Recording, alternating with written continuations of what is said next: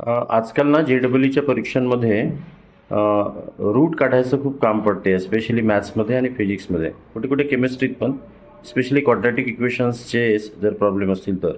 उदाहरणार्थ root of 88, root of 57, root of 44, root of 63, अशा अशा क्वांटिटीचे रूट.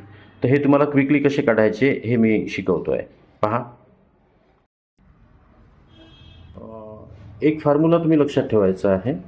उदाहरणार्थ root of A plus B जर असेल तर हा फॉर्म्युला पाठ करायचा. Root of A plus 1/2 into root of A into B. आलं लक्षात? हा फॉर्म्युला. आता उदाहरणार्थ समजा आपल्याला काढायचं आहे रूट ऑफ 55.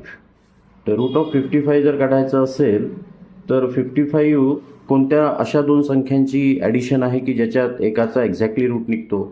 तर एक असेल 49 आपण घेऊ शकतो, कारण की 49चा रूट असेल 7, आणि प्लस 49 प्लस 6 म्हणजे 55 होता. तर आपण या 55ला स्प्लिट केलं 49 प्लस 6. मग आता वरच्या फॉर्म्युल्याच्या अकॉर्डिंग रूट ऑफ ए म्हणजे घ्यावं लागेल root of 49 plus 1/2 into root of 49 आणि इंटू बी म्हणजे घ्यावं लागेल 6.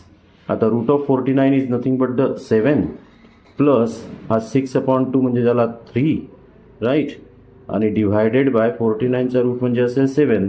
आता 7 प्लस 3/7, तर टेंटेटिव्हली आन्सर काय येणार आहे 0.4.